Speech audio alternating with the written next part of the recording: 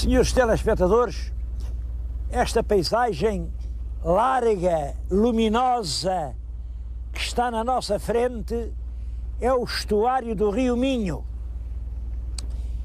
Queria-lhes falar, claro, no Rio Minho, mas eu vim aqui foi por duas razões principais. A primeira, para lhes falar na lição que, a meu ver, podia ser uma lição para todo o mundo, que é o regime de pesca nas águas do Rio Minho. A segunda foi para lhes mostrar como aqui em poucos quilómetros, eu estou aqui ao largo de Caminha, vamos subir o rio até Valença, isto são 20 ou 30 quilómetros, pouco é, e vão ver como num espaço tão curto há tanta coisa para ver. Bom, e eu ainda ouço às vezes dizer, eu vou lá para fora, cá dentro não há nada para ver, isto não tem interesse. Pois claro, vocês não vêm cá e depois dizem que não há nada para ver. Vamos, em poucos quilómetros e em poucos minutos, visitar um dos mais fascinantes cenários que existem em Portugal. Mas antes disso, queria-lhes falar realmente aqui do regime de pesca do Rio Minho. Sabem que, estão a ver onde eu estou, estamos aqui no meio do rio, daquele lado é Espanha, daquele lado é Portugal, mas aqui onde eu estou, não é Portugal nem Espanha. Este rio não é daqueles que vai o rio e há uma linha imaginária ao meio e diz: para aqui são águas de Portugal, para aqui são águas de Espanha. Resultado, os pescadores de lá estão sempre para cá, os de cá estão sempre para lá, aquilo anda tudo à castanha, são com... Olhem, vejam o que se passa no Guadiana. Aqui não é assim. Aqui, e é isto que eu acho que é o exemplo. Aqui diz-se, Portugal é além e acaba exatamente onde a terra termina, na altura da maré baixa. Além é a Espanha. E acaba exatamente onde a terra termina, na altura da maré baixa.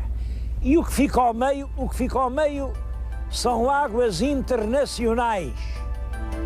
Aqui isto é de todos, porque não é de ninguém. Aqui tanto podem pescar os pescadores de uma margem como os da outra. E reparem, porque isto é de todos, aqui nunca há conflitos. Pelo contrário, lá embaixo no Guadiana, os conflitos são frequentes, como infelizmente todos sabemos.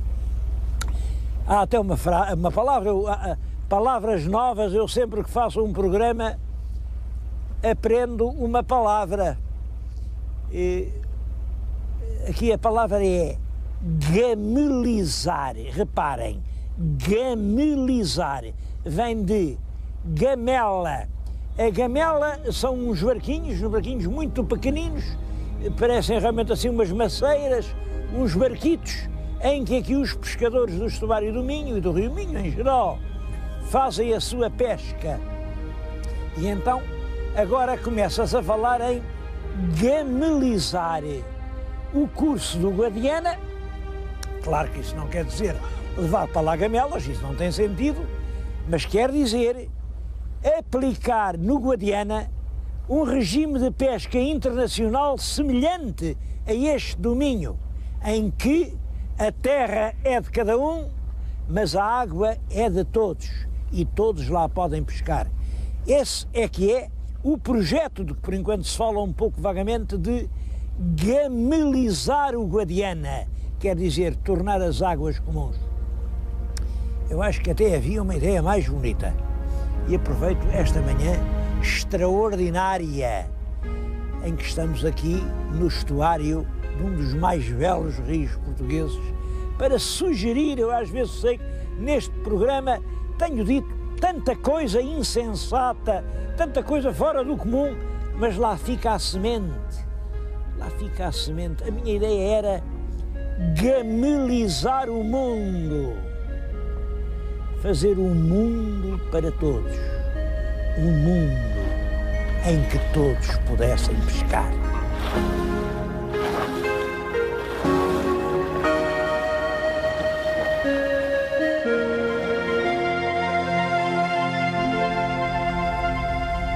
Bom, mas por enquanto o que está gamelizado não é o mundo, é apenas o rio Minho.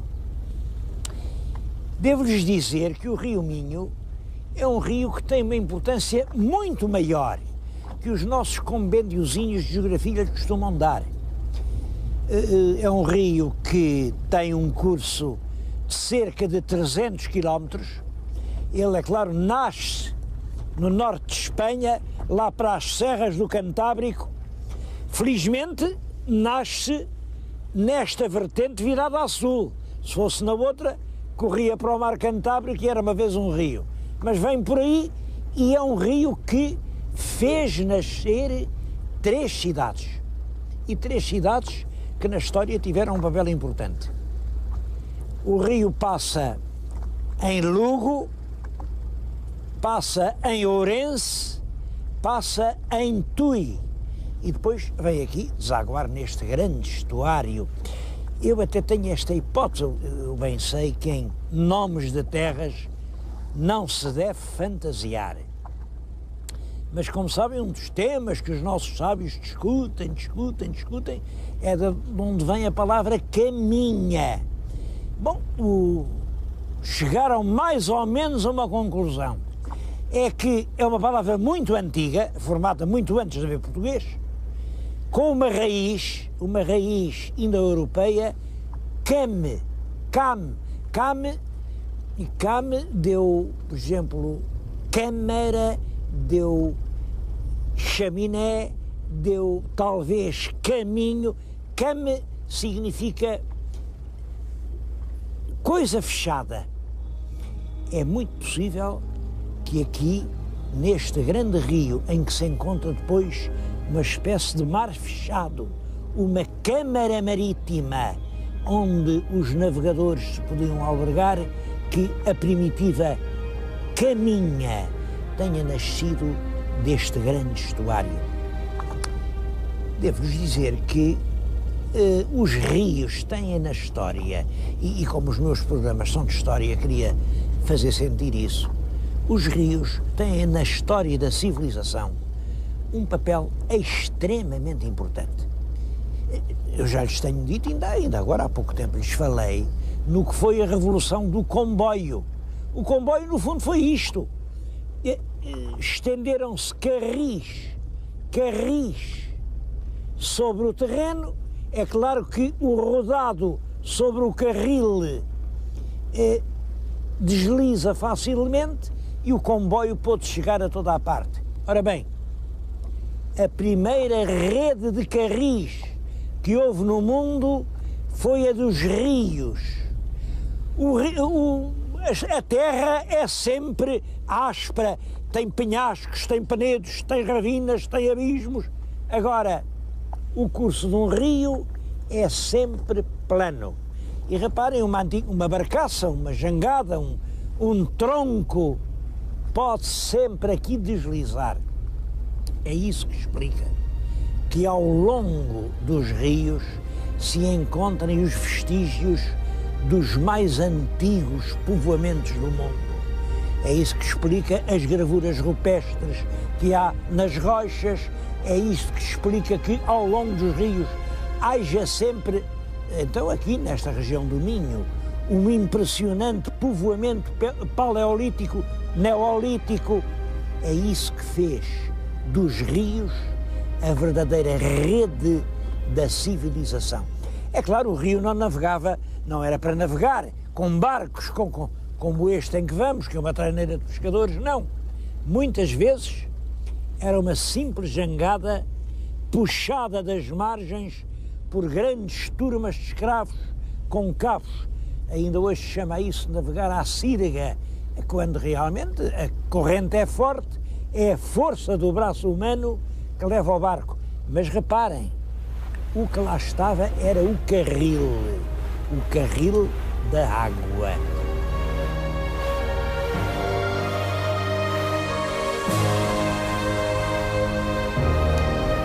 A primeira povoação importante que se encontra é Seixas. Bom, Seixas está na nossa frente. Vejam como é uma terra bonita. Não a estragaram, mantém um perfil castiço e tem uma história cheia de interesse. Seixas é terra de pescadores, de imigrantes, de armadores de navio e de brasileiros torna viagem. E tudo isso tem lógica. E quando chegámos ao século XVIII, isto eram apenas pescadores. Pescadores que aqui neste estuário faziam belas colheitas de peixe, porque o peixe aqui é importante e valioso.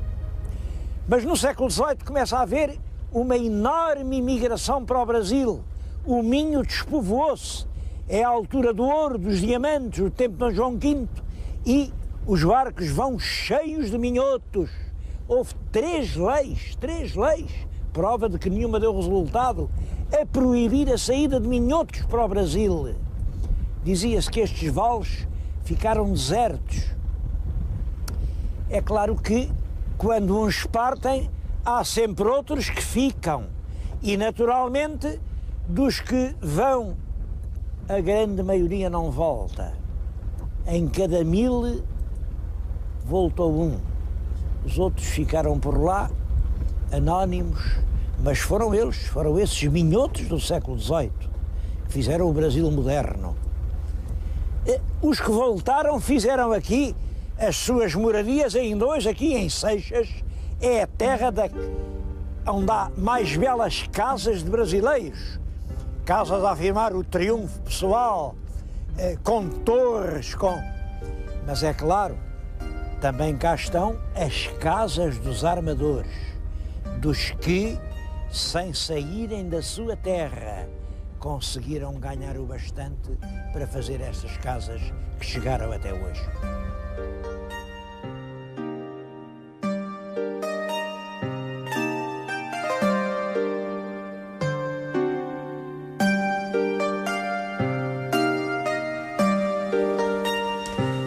Em Seixas ficaram as casas dos brasileiros, mas é claro, passou o tempo do Brasil. Os moradores de agora voltam a ser pescadores e pescam. O rio é fértil, dá a lampreia, dá a solha e agora está a dar uma espécie nova, eles chamam-lhe o meixão. O meixão são as angulas, são aquelas iroses minúsculas, pequeninas, que, enfim, que mal começam a viver e que são apreciadíssimas. Para isso usam uma rede tão fechada que aquilo não é a rede, aquilo é uma tela. É claro, a gente olha para aquela tela e pensa, por este caminho, qualquer dia acaba-se o peixe, porque aqui não passa absolutamente nada. Eles pescam tudo. É uma questão também a resolver no futuro.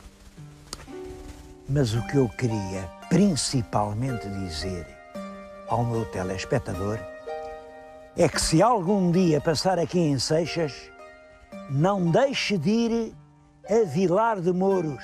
Vilar de Mouros é uma aldeia, fica a 4 ou 5 quilómetros daqui, a um instante, e é um dos lugares mais fascinantes que existem no Alto Minho. Como sabem, o que tornou esta terra célebre foram festivais de juventude. São milhares e milhares de jovens que vêm para aqui. Até acontece que alguns dos visitantes se apaixonaram tanto pelo sítio, ficaram. Têm agora aí as suas casitas, vivem por aí. Este rio que estão a ver já não é o Minho. Este é o rio Coura. Mas se descermos o Coura, ele vai desembocar no rio Minho, lá embaixo em Caminha.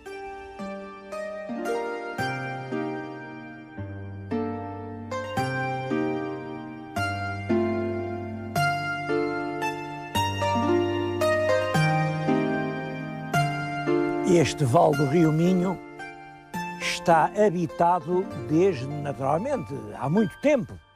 Eu podia dizer dezenas de milhares de anos, mas vou apresentar aqui a prova. Se olharem aqui para o chão, veem aqui num enorme rochedo, está esculpido, isto é um cervo, um cervídeo. Vem o quadrúpede com grandes hastes, aliás, é uma escultura rupestre de uma grande beleza. Esta mesma laje, ali embaixo, tem uma série de desenhos, parecem-me símbolos solares. Bom, mas nesta mata, sobre o arvoredo, em cada grande laje, novos conjuntos de desenhos. Era o Abel Viana que dizia que isto era uma espécie de calçada de gigantes. Há milhares e milhares de anos, os homens escreveram aqui aquilo em que pensavam, aquilo em que acreditavam. Sabemos lá se eram deuses, se eram desejos, se eram símbolos, se eram marcas de terreno. Que a verdade é isto, é aqui, no Minho, que se encontra o mais extraordinário conjunto de gravuras rupestres que talvez exista no nosso país. Bom, está bem acautelado, não está? Olhem, cada qual pense por si. Eu agora vou antes falar de pirotecnia. Bom, é que realmente é assim. Aqui, sobre estes rochedos milenários, estão implantadas oficinas de pirotecnia. Vocês sabem, pirotecnia quer dizer fogo de vistas.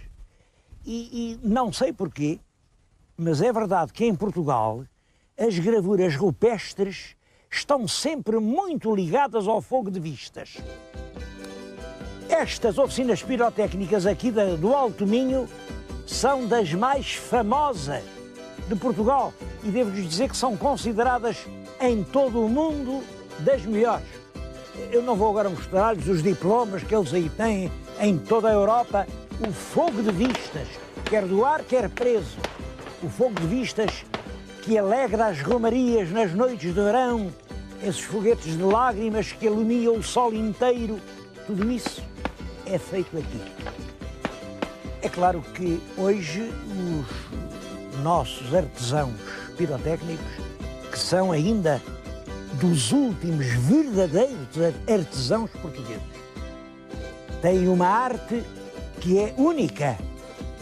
Os nossos pirotécnicos estão-se a queixar, e com razão, da invasão da pirotécnica chinesa. Foram os portugueses e os chineses os povos que mais se salientaram na arte do fogo de vista. Só que, como é natural, os chineses trabalham mais barato.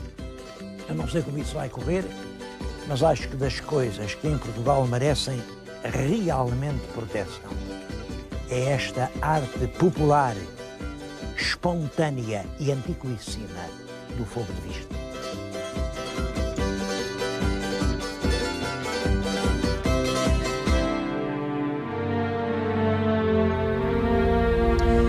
Agora, na nossa frente, estão duas ilhas. Esta, deste lado, chamam-lhe Ilha dos Amores.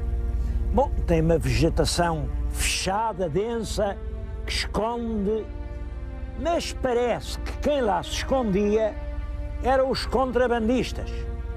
Não sei porque é que lhe chamam Ilha dos Amores. Em todo caso, a história importante que eu queria contar não é essa, é da outra ilha. Este grande tufo de arvoredo esconde uma ilha relativamente grande, ela tem cerca de 40 hectares, que é a Ilha da Boega. Bom, a história da Boega é esta. Aqui há uns anos isto era um enorme pasto, tinha muito gado, tinha cerca de 120 bovinos que pastavam ali e era aqui, enfim, um dos centros de produção de leite importante aqui da região. Depois o dono da ilha pensou, mais bois, menos bois, que diabo, o que é importante não é o leite, é o turismo. Então resolveu fazer na ilha um grande campo de golfe, um campo de 18 buracos. Era num sítio muito bonito, havia de vir imensa gente e os turistas, claro, haviam de dar mais dinheiro que as vacas, não é verdade? O pior é que para fazer um campo de golfe é necessário usar produtos químicos que fazem crescer a relva. Esses produtos vêm para o rio, e no rio matam o peixe e aí entra a política, é claro, entra a Secretaria de Estado do Ambiente e diz não, não pode ser, o senhor não pode pôr lá o campo de golfe. Portanto, não se fez o campo de golfe. Só que nessa altura já o dono tinha retirado as vacas e agora, desde há anos, a Ilha da Boega não é nem uma pastagem com vacas, nem um campo de golfe. É apenas um deserto. É um pedaço de terra, 40 hectares, completamente abandonados. Porquê é que eu estou a falar nisto? É porque quando se pensou em transformar a ilha em pastagem, ou quando se pensou transformar a pastagem em campo de golfe, não existia um plano integrado e completo de toda esta bacia da Foz do Minho. Isso não existia há 30 anos, nem há 10, nem agora, continua a não existir. Não é que os empreendimentos fazem-se assim um pouco à toa, se têm sorte e licença vão para a frente, se não têm, não vão. Bom, e eu acho que esta região é realmente tão preciosa e tem tantos atrativos que bem merecia esse plano de desenvolvimento integrado.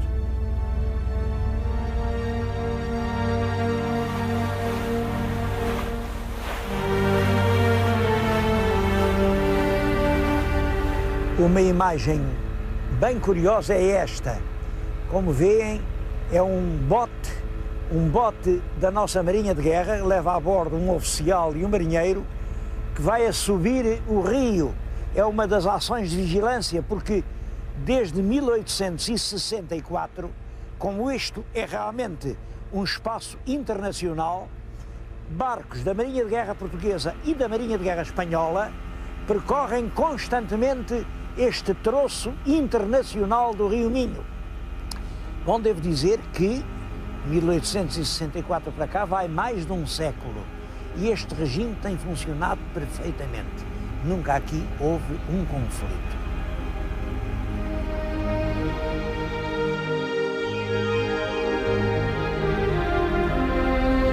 Uma outra escala no caminho é Vila Nova de Cerveira.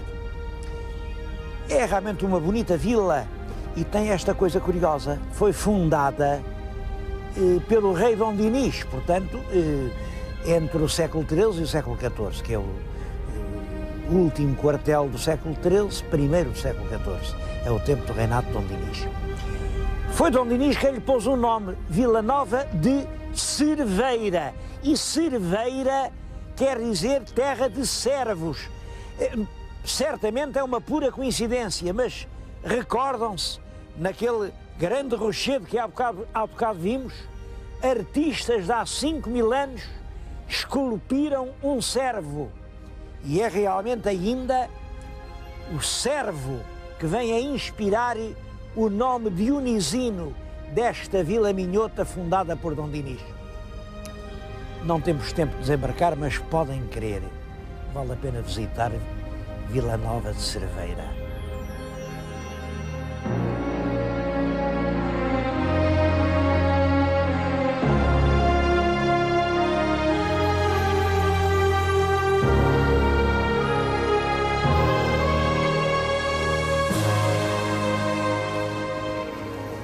Bem, e agora aqui estamos no antigo Cais de Valença.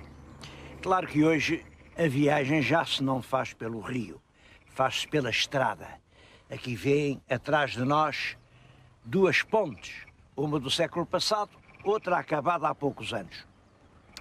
Bom, eu agora gostava realmente de dar uma volta pela velha e acastelada Valença, mas reparem, o programa chegou ao fim, mas fica para o próximo episódio. Vamos visitar Valença.